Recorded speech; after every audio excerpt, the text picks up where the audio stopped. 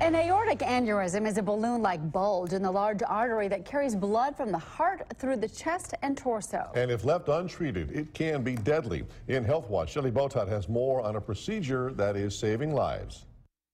Anyone at risk for heart or cardiovascular disease is at risk for aneurysm, but it can also happen to those with no heart disease in their family.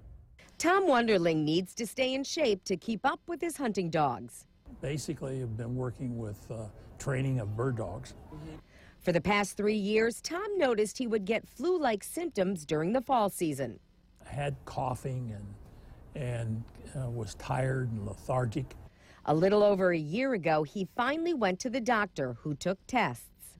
They took a chest x-ray and found out I had a aneurysm on my aorta. So he was sent to Dr. Matthew Schmidt, an interventional cardiologist at Aurora BayCare Medical Center.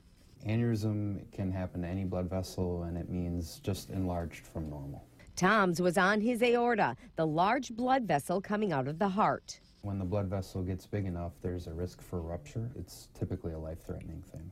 Spending his career as either a coach, teacher, or administrator, Tom was surprised.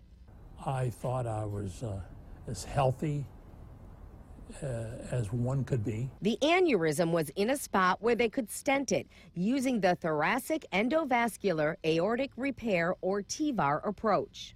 We put a stent through the aneurysm through a small incision in the groin, and the stent is crimped down on a plastic tube, and we put it over a wire and then create a new path for the blood flow. Opening up the aorta. His aneurysm essentially is cured at this point. So the stent doesn't take the aneurysm out of the body, it just makes a new place for the blood to go. Patients spend a day or two in the hospital with minimal rehab. Excellent. I feel very, very good. Tom is back to living life without worry, ready for more training with his dogs. We compete all through the Midwest in AKC horseback field trials.